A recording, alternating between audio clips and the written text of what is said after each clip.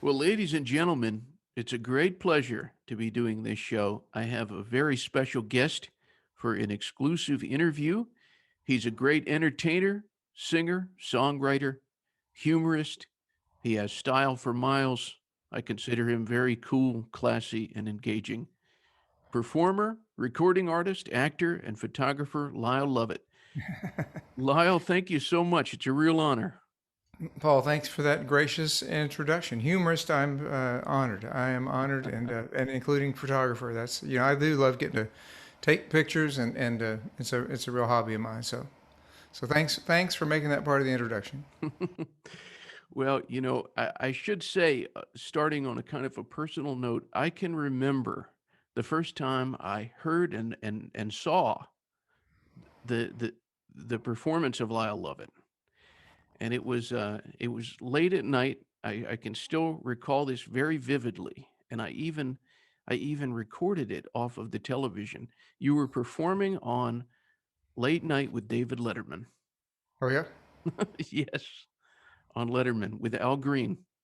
Oh yeah. Well, Letterman was so great to me. I got to do a show many times, but uh, getting to I only did it the one time with Al Green, and getting to record with Al Green was just an amazing experience. Don was produced the track, Ed Cherney engineered, and it was part of the an MCA Records special recording of people from the countryside of their roster doing duets with people from the R&B side, or really people from the it extended beyond their roster. It was people from country music doing doing duets with people from the world of R&B, and they paired me up with Al Green, and asked us to record the great Willie Nelson song that Al Green had recorded before and had great success with. So I was just trying to hang on. The whole time during the recording session, I stood right across.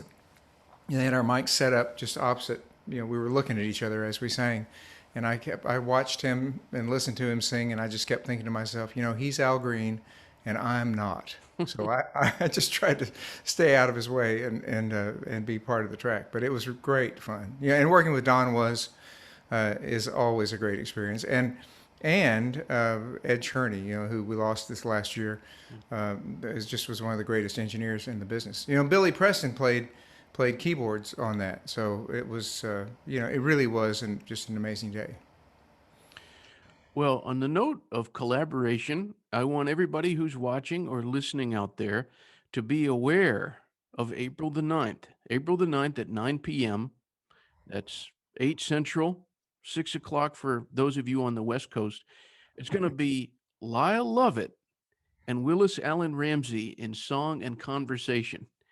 And I've been billing it as conversation and song, because it really is a chance to get to visit, as you and I are doing right now, in between playing songs, and sometimes the conversations go longer than the songs do, which I enjoy, and most folks enjoy. Not everybody enjoys. So I try to be clear in our billing that there will be talking for sure, and I'm excited to get to talk with Willis. I know you just talked with him for your last podcast, huh? well, I can tell you, it's surreal to have you both on in the same week. It's great. Now, can you recall the first time you laid your eyes on Willis Allen Ramsey and pressed the flesh? I saw him. I saw Willis a few times before I ever met him. But I bought his album in 1975, maybe 74, and bought his album and quickly, came to love it and appreciate it, and started learning songs from it. At one point or another, I played almost every song on that record, and learned how to play. And it was wonderful in teaching me tunings and teaching me how to play that record. Willis's record, Guy Clark's Old Number One, Michael Murphy's first several records. I learned songs from all those records, and it really was part of my learning how to finger pick and learning how to figure out songs. They all were, and Willis's record just was such an amazing. I mean, those are such amazing songs.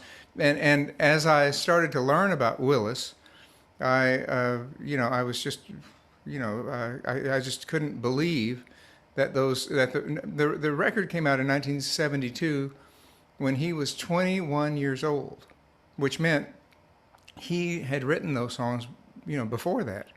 He wrote those songs before he was 21, and to have such a work be released by such a young artist, I thought was just a tremendous accomplishment. But his young age aside, his youth aside, it is just a classic piece of work that is timeless in my view, and holds up. Next year will be 50 years since that record came out, and it holds up all these years later, just like it did on the first listen for me. How would you describe this man you're going to be joined with on Friday, Willis Alan Ramsey? He's just one of the most thoughtful and uh, deliberate artists that I've ever met. His process is unlike anybody's that I've ever known, and the thing that I always keep in mind when it comes to Willis is you have to, if you respect his end product, you have to respect his process. People, we talked. We had a tech rehearsal last week to get ready for the show, and we talked. He said, "Well, I guess we're going to have to talk about." He said it'd be the elephant in the room if we didn't talk about the second album. And I said, "I think it would be, yes." And he said, "Well, he said, can we just say that I'm working on it and kind of let that be it?" And I said, "Sure." I said, "I think people would be glad to know that you are, that people already know that he has new songs, that he has songs he hasn't recorded because he's been playing them, and fans of Willis Alan Ramsey are just glad to know something's in the works, and glad to know that they might get to hear something else from him. I've always thought that first record was so great that it kind of doesn't matter whether we get a second record or not. Just knowing that record exists, and knowing that Willis is still solidly behind it and out playing and singing is really all we need. He's just an amazing artist, and he and I have gotten to be friends over the years, which is that truly is a wonderful experience. Getting to know somebody that you admire greatly, and then getting to work with them, but really just getting to know, to have a deeper knowledge of someone whose work you admire is a real privilege, and that's the way I feel about Willis. And I have to say that the whole one album thing to me, it only increases his mystique. Well, exactly. I mean, Willis is deliberate in everything he does, and thinks is so thoughtful about every step in the process, and I truly believe Willis can hear things and see things that the rest of us can't. And so if Willis tells me he wants to investigate some alternative way of doing something outside the convention of normal recording, I say, okay, yeah, let's tell me about it. Let me know how that goes, because there's always something, there's always something to Willis's approach. I mean, he always gets something out of it that a lot of folks might not be patient enough to explore. It occurs to me when we were talking at the beginning, we were talking a little bit about this duet that you did with Al Green, but you have been able to sing with some of the great singers in American music. I mean, we could go from Al Green, Ricky Lee Jones, to Cat Edmondson, K.D. Lang. Is there anybody that you would like to do a duet with? Oh, I almost forgot Randy Newman that you haven't yet. Oh gosh, there are, my favorite my favorite relationships are the ones that happen naturally. The ones that aren't sort of thought up by somebody somewhere in an office, but that are that happen because you have an experience with somebody. You might do you might both be guests on a special event kind of show, or you might just run into each other in a restaurant and casually say we should do something sometime, and then it can come true. Uh, I did a tour with Ricky Lee Jones in 1990, and Ricky and I got to be friends, and so it was just natural to call Ricky and ask her to sing with me.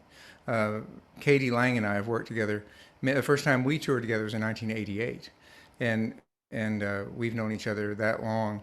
And so with her, her passion for traditional country, I thought, well, I've got to ask her if she'll sing "Release Me" with me, a traditional country song with a very traditional arrangement. And she was just couldn't have been nicer about doing it. And so it once again, when you getting to know people you admire, getting to work with people that you admire, it's for me it feels like signing up and going to fantasy band camp, and when somebody like Katie Lang walks in the studio, uh, and working with Willis, Willis has sung on my recordings as well, so it's that is the fun of the music business. The music business is multi-layered and multifaceted, but I think most people are in the music business because they love music, and I think anything you can do in pursuit of your craft or your art or whatever you want to call it, anything you can do to to pursue that love of music, to enhance your love of music, to make it fun. Those are the things you should do, because if you're not having fun in the music business, if you're not having fun making up stuff and going around, and making a living playing stuff you just made up for somebody, if you're not having fun doing that, then I've always felt like you're doing it wrong. Hmm. Well, one thing that occurs to me, the song that you co-wrote with Willis Alan Ramsey, if you go through and listen to the Lyle Lovett discography, like I have, and I know a lot of people out there have, the very first of the studio recordings that was a co-write was you and Willis Alan Ramsey. Is that correct? Is it? I think I have so. to think about it. I recorded "This Old Porch" that I wrote with Robert Earl Keen Oh, that's right. On the on first the one, first album. Yeah. I stand corrected. But then after that, though, it's true. And I haven't co-written much in my life, and I make up most of my songs myself. And I've never gotten into the sort of the rhythm of. I've never learned how to co-write in that Nashville sense, where two great writers who may be acquainted but not really know each other will make an appointment to write a song together and write a hit song. I've never sort of gotten into that rhythm. I tried to write a song with Guy Clark, and I made an appointment to get together and write a song back in 1985, I suppose it was, and I went to his office, and I had so many questions for Guy. I was just so excited to be in the room with Guy that I just talked to him, and finally, after about an hour, he said, "Well, you want to go get some lunch?" And I said, "That'd be great." And so we scrapped the idea of trying to write a song. We went and had lunch and had more conversation, and so I've never gotten into the rhythm of co-writing, but when you get to know somebody, Robert and I were such close friends from school. We had a natural communication anyway. Willis and I got to know each other, and I always felt in watching Willis. The first you asked me earlier about the first time I saw Willis, I talked about buying his album. But the first time I saw Willis on stage was in 1976 at the Paramount Theater in Austin. I went with my high school buddy Bruce Lyon, who was going to school in Austin, and I came over from College Station, and we went to see Willis. Don Sanders, one of my favorite singer-songwriters from Houston, opened the show, and Don he had a hard time making the trip from Houston somehow, traffic or something. But the show held. I remember the show was a little bit late getting started, and I remember seeing Don kind of hurriedly walk up the right aisle of the theater, toward make his way up toward the stage hurriedly, and then seconds later he was on stage doing the opening set. Willis played just all by himself that night, as he did most of the time, and I was fascinated with him. He was, almost. I identified with him because I was kind of as much as I enjoyed performing, I was always kind of a reluctant performer, especially in my early days. I would get really nervous before going on stage, and Willis looked, I mean, he was very comfortable and sounded great and obviously knew what he was doing, but he looked a little bit shy. He wasn't an outgoing kind of performer. He didn't get up on stage and say, "Hey, Austin, how's it going?" Nothing like that. He quietly walked up to the mic and he started playing. And I thought, wow, I thought that's really something. You can be good. I thought to myself in watching Willis, you can be good, and people can want to listen to you, and without having to be sort of a character on stage. You can be how you want to be. That was what I took away from that first Willis Alan Ramsey performance, because it struck me that that man that I was watching on stage was being exactly how he wanted to be. And there was no artifice, there was no show business convention, there was no outside interference that influenced his performance. It was just Willis, pure Willis, and that stuck with me. I want to call to the attention of our audience an interview I did recently with Matt Rawlings. And in that interview, he talked about getting the legendary Ramblin' Jack Elliott to sing your song, If I Had a Boat. And that's a song that I've heard many times performed in bars, which you've permeated the popular culture when a bar singer is performing and everyone's singing along and they're doing the hand motions, which I've seen. And Kate Rusby, I've seen Mr. Jimmy Buffett do it. What did you think about the Ramblin' Jack Elliott version on Matt Rawlings' Mosaic record? Oh, I loved it. I loved it. I'm Matt Rawlings' biggest fan, and I met Matt when he was 18 years old. You know, Hmm. he played just as great as he plays now. I was thrilled that he. I was first of all, I was thrilled that he included me in his album, but then that he recorded Ramblin' Jack doing my song was just I just loved it. I love Ramblin' Jack anyway. Gosh, back in my early days, I'd get to open for Ramblin' Jack when he'd come through Texas. Anderson Fair Retail Restaurant, an original music club in Houston, was the first place I was ever able to play my own songs, and that's where my friend Don Sanders was a fixture and part of the Anderson Fair family, as they called it. Was dubbed the mayor of Montrose. But people like Don Sanders and Eric Taylor and Nancy Griffith and Vince Bell were all regular Houston. Bill Staines would come through from New England and play once a year or so. Bill Cade would play, another Houstonian. Shake Russell would play there occasionally, and Shake wrote so many great songs. Shake and Jack Saunders and Shake and Dana Cooper. It was an important listening room. Held, tops. I mean, just completely packed. Would hold 75 people.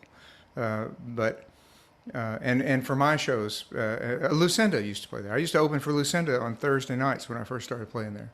And she lived in Houston in those days. The audience was discerning, and the audience was it's still one of the toughest rooms to play, because everybody's listening to everything you do. And when Guy and Towns would come back through Houston, Guy Clark and Towns Van Zandt, that's where they would play. When Ramblin' Jack would come through Texas, he would play Anderson Fair, and there were a couple of times that I got to open for him, so I've been, what a legendary character he is, and I've been a fan of his since my early days in in the late '70s, early '80s, getting to first meet him. So I was just thrilled that he would, that Matt would suggest a song and that Ramblin' Jack would agree to it. It was a thrill for me. You've been doing these live streams and you've had some incredible singer-songwriters joining you. John Hyatt, you've got this one coming up with Willis Alan Ramsey. Is there anybody that you would like to possibly get? And you're going to see me writing down while you answer. I'm going to, who would you dream of possibly getting on the live stream? And I You know, am listening. well, so far I've just been I've been contacting people whose numbers I had already. People I knew. The very first I've worked so many shows over the years with John Hyatt. Uh, the first live stream show I did was it was in May of last year, May of 2020, and it was a show that we streamed across all the socials, and it was free to watch, and I felt close enough and comfortable enough with John to call him and ask him if he would do it with me. I said, there's no money, but would you be willing to do it? And he said sure. So we did. I did 3 shows across the socials like that, with my friend Brian Whitman from Sear.la, producing the shows and streaming them for us. The first one with John Hyatt. The second one was with Robert Earl Keen, and the third one was with Sean Colvin. And then in September of last year, we started. We directed the audience to my website, and started charging a $10 ticket, really as a way to play gigs and help make a living. Not playing a live gig in over a year is the longest I've ever gone since I started playing out when I was 18 without playing a live gig, and it's strange, and I think a lot of folks, in the audience don't realize how many musicians and singer-songwriters depend on playing live gigs for their living. Not everybody is in that situation, but I'm still a working musician, and touring is still the main way I make a living. And so these live streams, the fact that the audience has been supporting these live streams, has been tuning in, has been paying $10 to hear the shows and see the shows, means the world to me, because these folks are supporting us and enabling us to do what we love to do. They really are supporting us, and so it's a wonderful feeling to realize that in the middle of the pandemic when we're otherwise isolated. And I and my family have been really strict about isolating. I mean, I haven't played any limited engagement gigs. I haven't even been into a grocery store in over a year.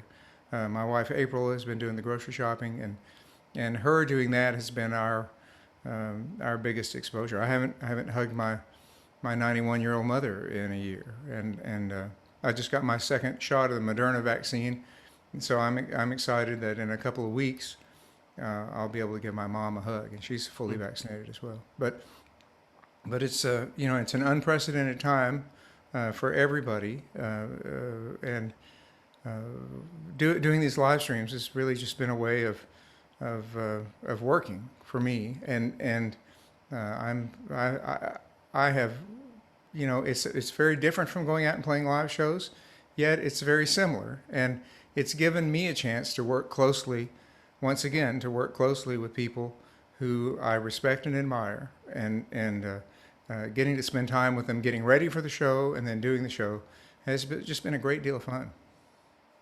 Well, I'll show everybody out there what I was writing down. My wish list for your live streams. Well, see, that's good. And you just never know. So can you read it, Lyle? Well, I like both those guys. Yeah, well, Jimmy Buffett is, what an amazing career he's had, and what a great businessman, and what a great singer and songwriter he is. He's just an all-around smart guy, and he recorded on one of his early albums one of Willis's songs as well. I've always loved, but on Buffett's "Living and Dying in Three-Quarter Time" album, He recorded Willis Alan Ramsey's Spider John, Ballad of Spider John, and did a great job with it. Um, David Ball is an old friend of mine from Uncle Walt's band. I used to get to open shows for Uncle Walt's band in the '70s, and they've been dear to me ever since I first met them. And David is the only member who's still living. We lost Walter Hyatt in 1996, and we lost Champ Hood in 2001.